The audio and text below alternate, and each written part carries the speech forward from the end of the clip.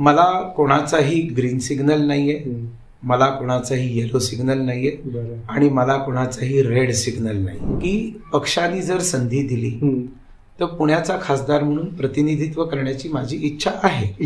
हा इच्छा तर लपलेली नाही. ओके है ना. आणि ताकाला जाऊन भांड लपवण्याचा माझा स्वभाव नाही. अनेकदा असं बोलत की तुमचा आणि नरेंद्र मोदी आणि अमित शहाचा इतक्या वर्षाचा राजकीय संबंध आहे. तुम्ही त्यांना 1 to 1, ते तुम्हाला 1 to 1 चांगल्या रीतीने ओळखतात. तुम्हाला त्यांचा काहीतरी ग्रीन सिग्नल आहे, त्याच्याशिवाय तुम्ही एवढं कोट अनकोट राष्ट्रीय कार्य पुण्यामध्ये नाही चालू करू शकत. मला कोणाचाही ग्रीन सिग्नल नाहीये, मला कोणाचाही येलो सिग्नल नाहीये आणि मला कोणाचाही रेड सिग्नल नाही. बरं, अच्छा. त्यामुळे रेड सिग्नल नाही. Red signal. त्याच्यामुळे भारतीय जनता पक्षामध्ये सिग्नल नावाची पद्धतच नाही. बरं. आज भारतीय जनता पक्षाचे काही अगदी मोठे नेते सोडले, त्या मोठ्या लिडर्समध्ये मी नाहीये, तर कुठलाही खासदार असं छाती ठोकपणे नाही सांगू शकत की मी इकडचा पुन्हा खासदार बनणार आहे. तुम्ही पक्षाचं धक्कातंत्र पाहिलंय ना. मुख्यमंत्री कसे बदलले, एकदम नवीन चेहरे कसे समोर आले. त्याच्यामुळे असं मीच सोडा, दुसरंही कोणी जर सांगत फिरत असेल ना की माझं तिकीट नक्की आहे, तर तोही लोकांना मूर्ख बनवतोय. ओके. कारण सत्य नाही. स्वतः बनलेलंच असेल. स्वतः बनलेलं असं समजून की आपल्याला ग्रीन सिग्नल असं समजून जर कोणी काम करत असेल, ग्रीन सिग्नल बनवून जर कोणी काम करत असेल तर ते चुकीचं आहे. पण हे जे म्हणून मी जी भूमिका घेतली ती अशी होती की राजकारणामध्ये जनतेमधनं निवडून येण्याची इच्छा असणं हे चुकीचं नाही, कधीही चुकीचं नाही. किंवा तेच योग्य आहे.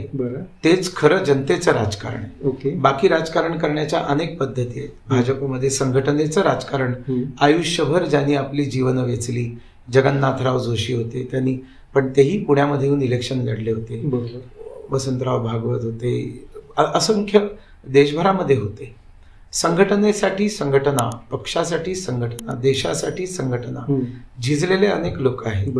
काही लोक वॉर रूम म्हणून काम करतात, ते संघटनेसाठी जात नाहीत. आता या जमान्यामध्ये कॉल सेंटर आहे, वेबसाईट आहे, सोशल मीडिया आहे, या सगळ्या गोष्टी असतात. तीही पक्षाची काम करण्याची एक पद्धती आहे.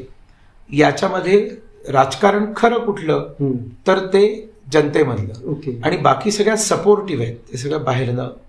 तर मला आवड पहिल्यापासून जनतेत राहण्याची आहे.